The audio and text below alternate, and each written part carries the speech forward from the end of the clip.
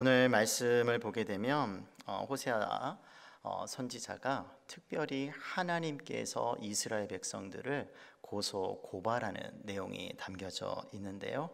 요즘도 적지 않게 뉴스 기사를 보게 되면 가족 간에 또 다양한 또 이유로 고발하는 어떤 특별한 사건들이 보도되기도 합니다. 그런데 더 충격적이고 더 놀랍게 하는 것은 하나님께서 다른 누구도 아닌 하나님께서 특별히 선택하시고 또 언약을 맺으신 하나님의 백성들을 고소하고 고발하는 내용이 오늘 나타나고 있다고 하는 점인데요. 과연 어떤 일이 있었는지 오늘 말씀을 통해서 함께 그 이유와 또 그와 관련된 말씀을 나누고자 합니다. 호세아서 1장 1절을 보게 되면 어느 시대에 호세아가 활동했는지 나타나고 있는데, 여로보암 시대에 이스라엘 왕으로 다스리고 있었을 때 하나님께서 호세아를 부르시고 그 시대의 선지자로서 그렇게 활동하게 하셨다고 하는 것을 볼 수가 있는데, 여로보암 2세인데요. 주전 이제 793년부터 753년까지 다스렸던 그런 북왕국의 어떤 그런 왕이 있었는데, 이 여로보암 2세는 41년간 북왕국을 다스리면서 다윗과 솔로몬이 통치할 때만큼 영토를 확장했던, 그래서 강력한 왕권을 가지고 그 왕국을 부유하게 했던 그런 왕임을 우리가 역사적으로 알 수가 있는데, 그런데 그의 죽음 이후에 북왕국의 수도 사마리아는 우리가 이미 알고 있는 것처럼 주전 722년에 몰락하게 되죠. 그런데 이 여로보암 2세 경제적으로나 또 정치적으로나 또 여러 면에서 또 이렇게 부강했던 그런 시대이지만 과연 영적으로는 어떠했을까? 오늘 말씀해 보게 되면 영적으로는 굉장한 문제가 있었다는 것을 알 수가 있는데, 특별히 오늘 읽은 1절에서 3절의 말씀, 짧지만 그 안에는 많은 것을 우리에게 말해주고 있는데요. 그 안에서 이스라엘의 그 근본적인 죄악이 무엇인지 우리에게 다뤄주고 있는데, 특별히 법정 양식이라고 하는, 그러니까 법정에서 하나님께서 재판관으로서 또 검사로서 피고인 이스라엘 백성들을 부르시고 또 법정에서 그들에게 있는 그런 근본적인 그런 잘못이 무엇인지 하나님께서 하나하나 지적하시면서 들추어 내시고 계시는데요. 먼저 그러면 과연 하나님께서 이렇게 고소하시는 어떤 그런 모습 어째서일까? 먼저 하나님께서 고소하시고 있는 것을 볼 수가 있죠. 고소하시는 하나님. 1절의 말씀을 우리가 다시 한번 보게 되면 이스라엘 자손들아 여호와의 말씀을 들으라 라고 시작을 하고 있죠. 첫 번째 보게 되면 들으라라고 하는 이 말씀이 명령으로 시작이 되고 있는데, 이 들어라, 그러니까 뭔가 지금 법정에 세워서 하나님의 백성들을 부르시고 잘 귀담아 들을 것을 먼저 명령하시고 계시는데요. 그렇다면 그 이어서 하나님께서는 그런 고소하는 내용을 또 말씀하시고, 2절에서 그렇죠. 또 3절에서는 최종 선고를 내리고 계시는데, 이와 같은 부르시고 또 세우시고 또 고소할 내용을 선포하시고 또 마지막으로 최종 그에 따르는 그런 선고 내용, 이런 3절 안에 이런 내용들이 담겨져 있습니다. 그런데 먼저 우리가 살펴볼 것은 하나님께서 이렇게 고소하실 때는 그냥 어떤 기준 없이 표준 없이 하시는 것이 아니라 출애굽 당시 출애굽하고 나서 모세를 통해서 이스라엘 백성들과 맺은 그 언약을 기초로 해서 모든 선지자들이 말씀을 전했고, 하나님께서는 그의 기준에 따라서 복을 받는 행동을 하고 있는지, 그 시대에 하나님의 백성들이 아니면 불법을 통해서 저주 가운데로 나아가고 있는지, 그와 같은 어떤 복과 저주의 이와 같은 문맥 속에서 하나님께서는 출애굽하고 나서 주셨던 그 언약의 말씀의 기준에 따라서 평가하고 계시는 것을 볼 수가 있습니다. 그러면서 이어서 말씀하시기를 들으라, 여호와의 말씀을 들으라라고 하시면서 왜냐하면 그 이유를 설명하시는데요. 여호와께서 이 땅 주민과 논쟁하시나니. 여기서 논쟁하다라고 하는 단어를 가만히 보게 되면 이 단어는 고소하다, 고발하다라고 하는 내용이죠.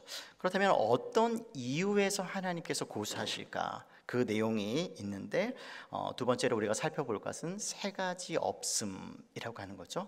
그러니까 뭔가 하나님께서 이스라엘 백성들에게 요구하시고 있어야 할 것을 말씀하셨는데 세 가지가 없다고 하는 것을 주목하고 있는데요. 두 번째입니다. 그래서 2절의 말씀을 우리가 함께 보게 되면 오직 저주와 속임과 이 말씀을 하기에 앞서서 1절 그 후반부에 이렇게 말씀하고 있죠. 이 땅에는 무엇이 없다고요? 진실. 또 뭐가 없다고요? 인애. 또 세 번째로 하나님을 아는 지식. 이 세 가지 얘가 없다고 하는 것을 가지고 이러한 이유 때문에 하나님께서 고소하고 있다는 것이죠. 특별히 이 진실 또 뭐 진리이기도 하고요. 인애 또는 뭐 끊임없는 사랑, 자비 이런 것들이 모두 포함된 특별한 단어인데 이 진실과 인애라고 하는 이 단어는 하나님의 성품이죠.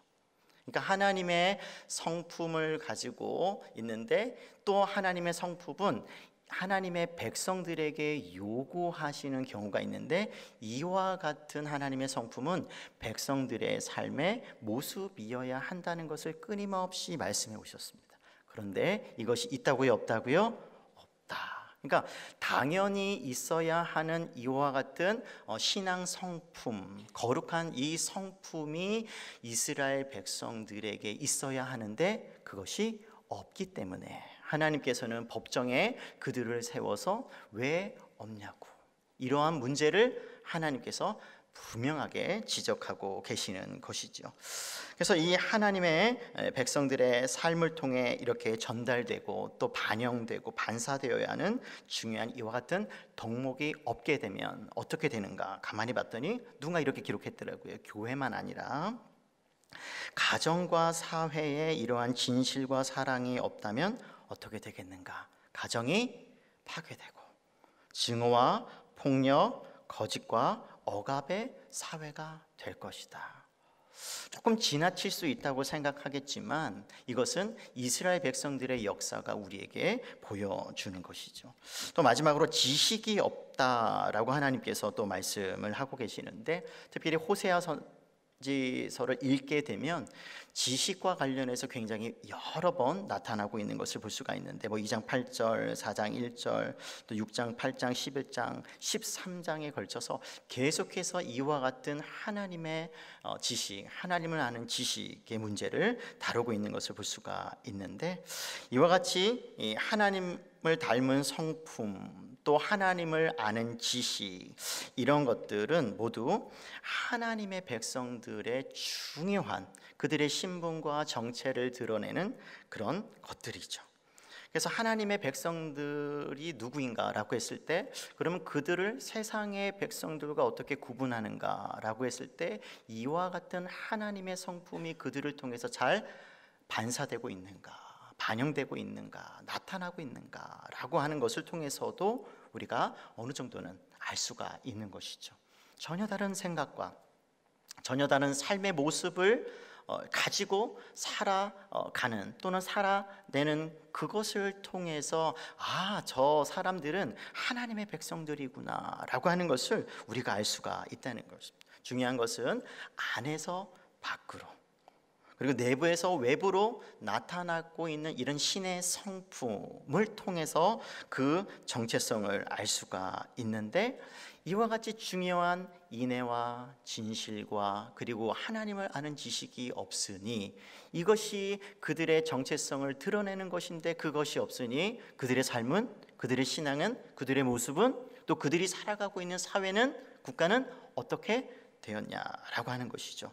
누군가가 이곳에 나타나는 지식을 좀 몇 가지로 이렇게 정리하는 것을 볼 수가 있었는데요. 먼저 이것은 지식을 뜻한다. 우리가 잘 알고 있는 것처럼 그래서 이 무지의 문제를 우리에게 보여주는데, 그 예로서 사사기 2장 10절에 보게 되면 사사시대의 중요한 특징 중에 하나가 여호와께서 이스라엘 백성들을 행하신 일도 알지 못하고 하나님을 알지 못하는 그런 세대의 모습을 우리에게 먼저 보여주고 있는 것을 통해서도 그냥 여호와 하나님을 진짜로 모르는 어떤 그런 경우가 있고, 두 번째로 이 단어는 선택과 헌신을 뜻한다고 하는 것인데요. 아모스서 3장 2절에 보니까 하나님께서 이스라엘 백성들에게 이렇게 말씀하십니다. 내가 땅의 모든 족속 중에 너희만 알았나니. 이 말은 내가 너희를 선택했다라고 하는 것이죠. 또 출애굽기 13장 4절에 보게 되면 하나님께서는 출애굽 이후에 그들에게 요구하시는 것이 있는데, 나는 너의 하나님 여호와라. 나밖에 내가 다른 신을 알지 말 것이라. 그러니까 나 말고 다른 신에게 어떤 기웃거리지도 말고 나만 알아다오 라고 요구하셨다는 것이죠. 그러니까 이런 선택과 또 하나님을 향한 그와 같은 헌신의 의미가 여기 담겨져 있다고 하는 것이죠. 그래서 이 언약 관계에 있는 하나님과 이스라엘 백성들에게 요구되어지는 것이 뭐냐면 충성이라고 하는 거죠. 하나님께서는 신실하심으로 나타나고 하나님의 백성들은 그 충성 또 충실함으로 반응해야 되는 이런 언약 관계를 나타날 때 이 하나님의 지식이 쓰인다고 하는 것입니다. 세 번째로 관계를 뜻하게 되는데요. 하나님을 진정으로 몰랐을까? 예배 생활을 하고 종교적인 모든 연중 행사와 월별 행사와 주중 행사와 또 매일의 그와 같은 종교적인 일들이 일어나고 있는 시대에 과연 하나님을 진짜로 몰랐을까? 여기서 말하는 것은 하나님에 관한 지식이 많이 있기는 하는데 그에 따르는 무엇이 없다는 것이죠.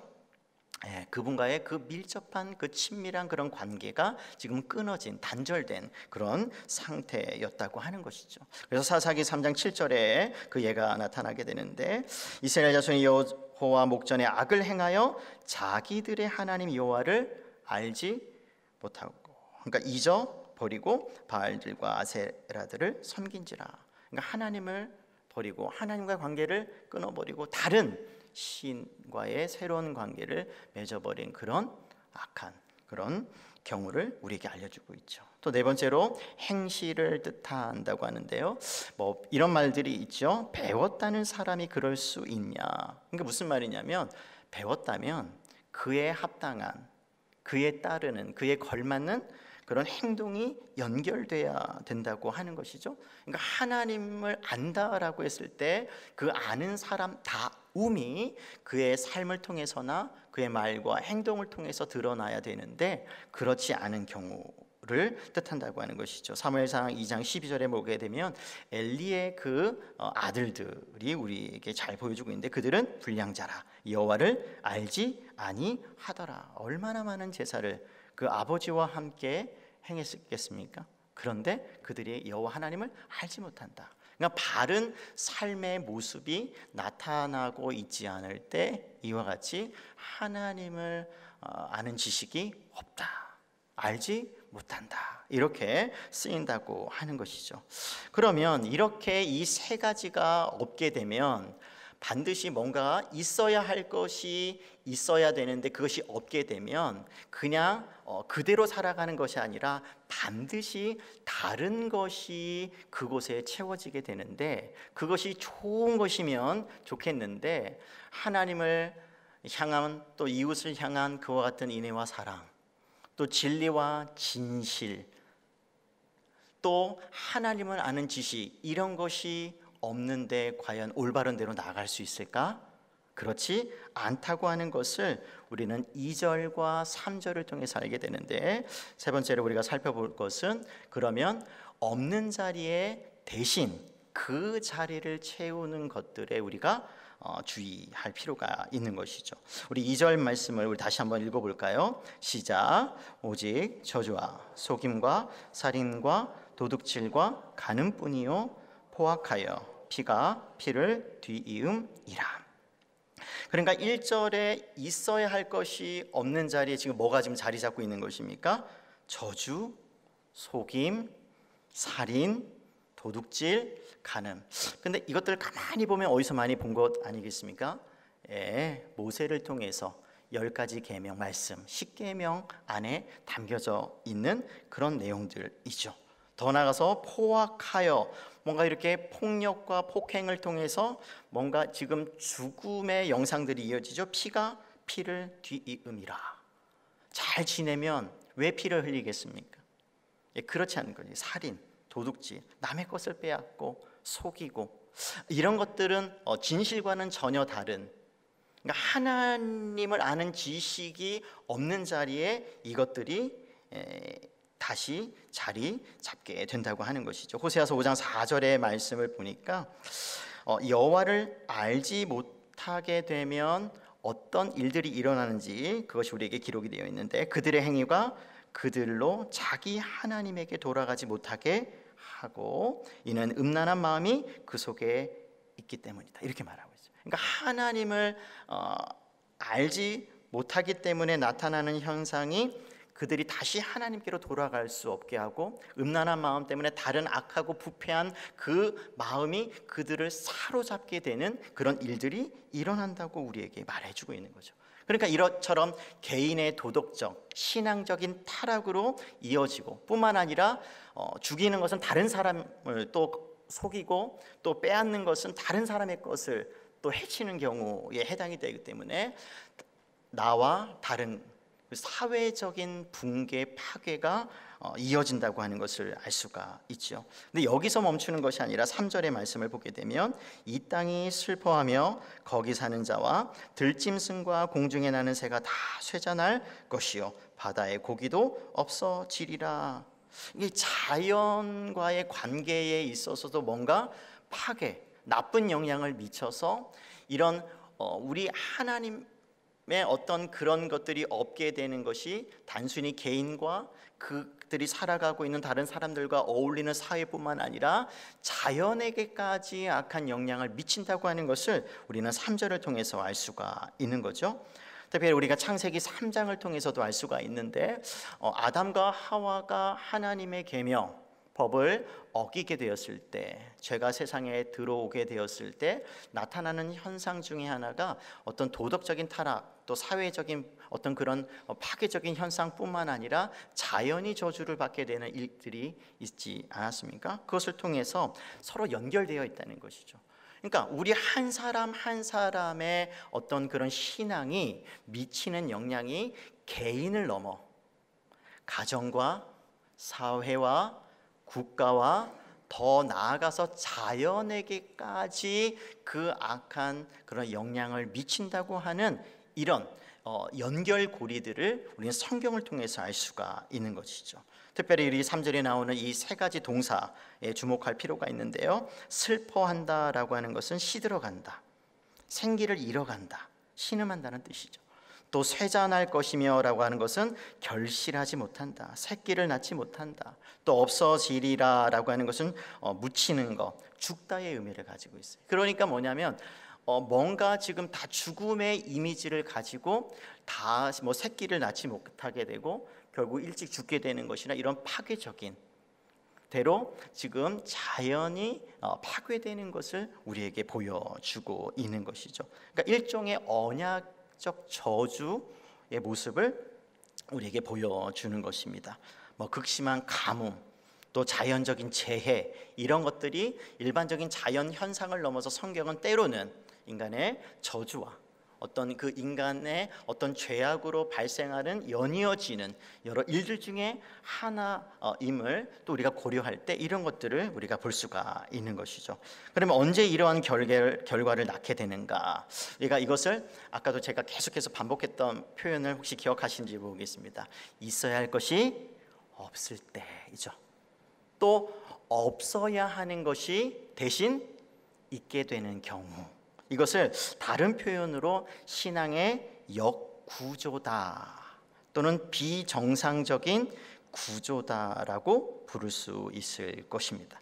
그래서 하나님의 자녀들은 자녀로서 간직하고 또 추구하고 생각하고 하는 것들이 있다고 하는 것이죠. 우리가 1절에 나오는 것처럼 하나님께서 뭐라고 말씀하셨습니까?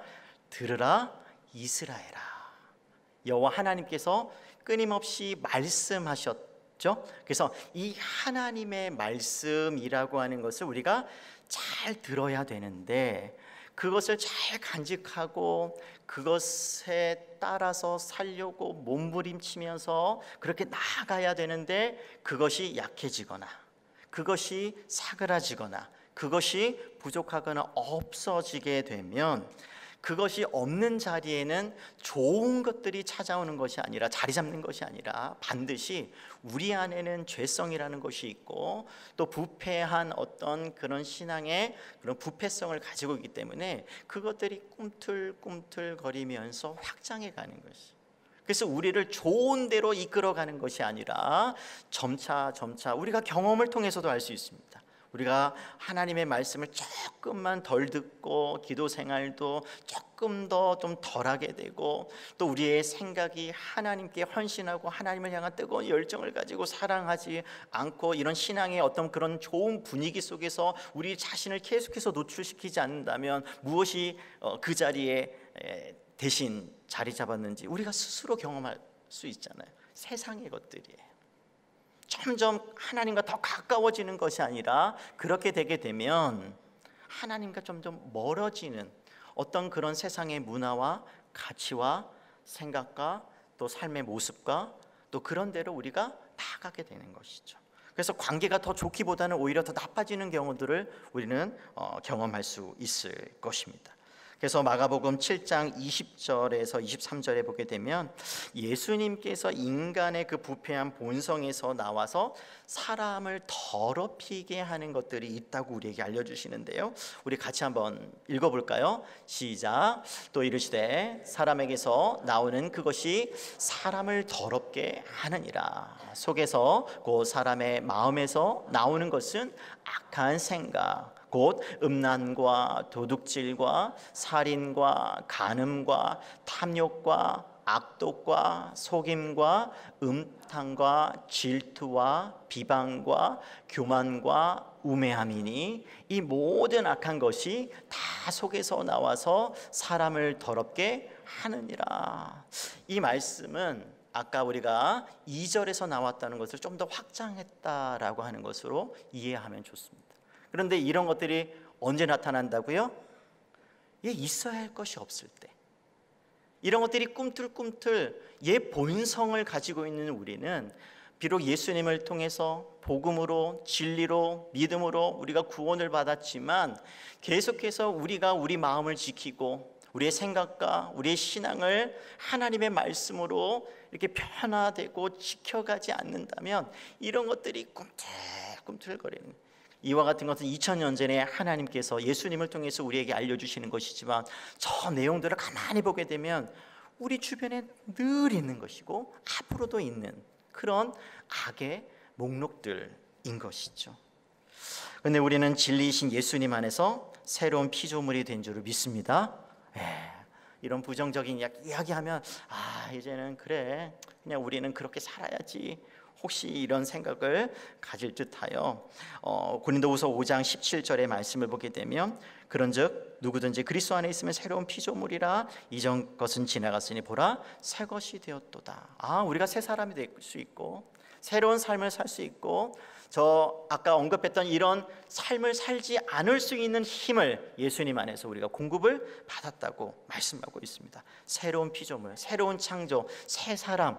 그래서 에베소서 4장 22절에서 24절의 말씀을 보게 되면 그래서 우리가 새롭게 되었으니 이제는 새 옷을 입고 새로운 생각과 새로운 삶의 모습을 가지고 살아야 함을 우리에게 명령하고 있는데, 우리 같이 한번 읽어볼까요? 시작. 너희는 육의 욕심을 따라 썩어져가는 구습을 따르는 옛사람을 벗어버리고 오직 너희의 심령이 새롭게 되어 하나님을 따라 의와 진리의 거룩함으로 지으심을 받은 새 사람을 입으라. 새롭게 되었으니 그에 걸맞는 옷을 입고 살아가십시오 라고 우리에게 권면해주고 있는 것이죠. 근데 우리가 여기서 잘 생각하고 또 기억해야 하는 것은, 신앙이 이와 같은 좋은 쪽으로 가면 좋은데 역구조가 되면, 있어야 할 자리에 없고 없어야 하는 것이 그 자리를 대신하게 되면 반드시 파괴적인 대로 진행된다고 하는 것을 우리는 기억할 필요가 있는 것이죠. 우리 자신만 아니라 다른 사람과의 관계, 또 자연까지 그 여파가 미칠 수 있다고 하는 것입니다.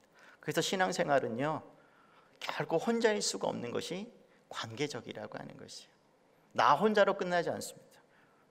반드시 다른 사람에게 또는 그 사회에, 국가에, 그리고 어딘가에 반드시 좋든 나쁘든 그 영향을 미친다고 하는 것이죠. 오랜 웨스비 목사님이 이와 관련해서 이렇게 우리에게 좀 의미 있는 말을 우리가 전했는데요.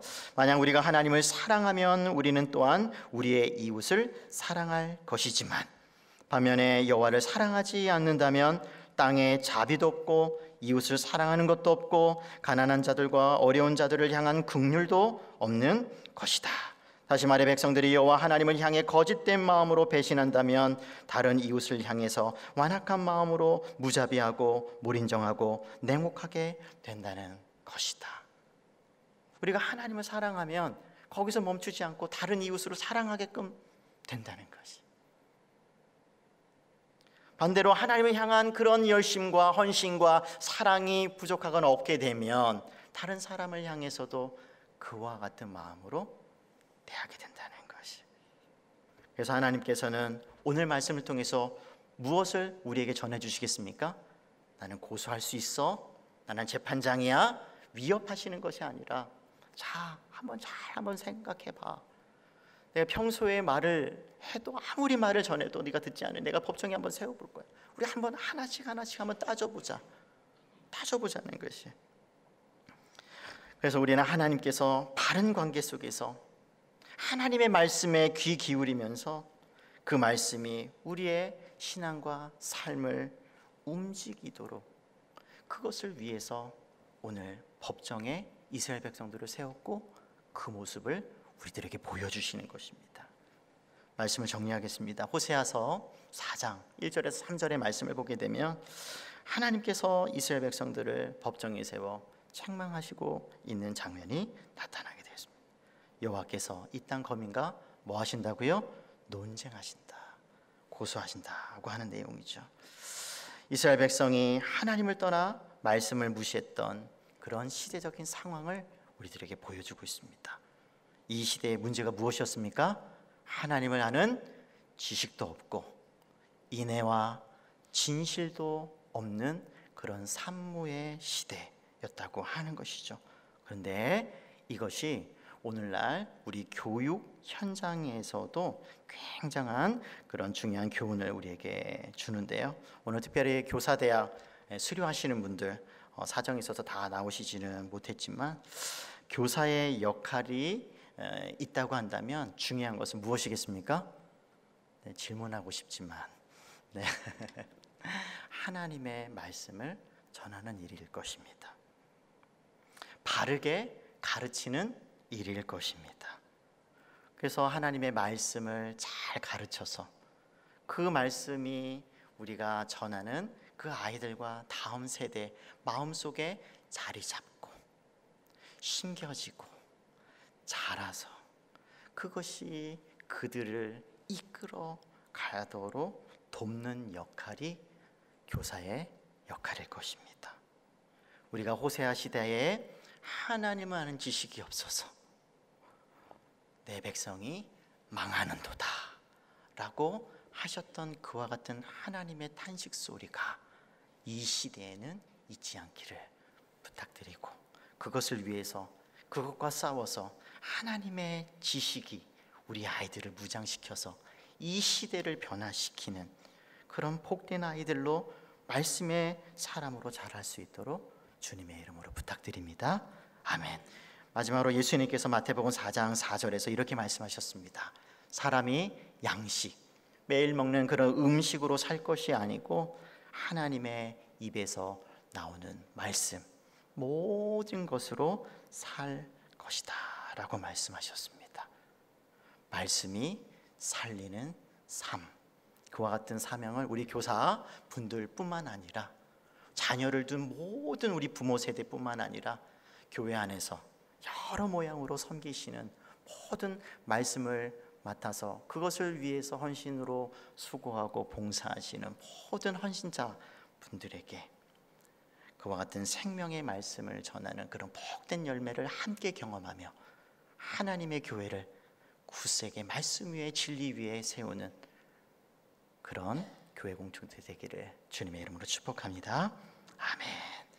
우리 시간 들은 말씀을 생각하면서 우리가 주님 말씀하시면 찬양할 터인데요, 함께 기도하겠습니다. 하나님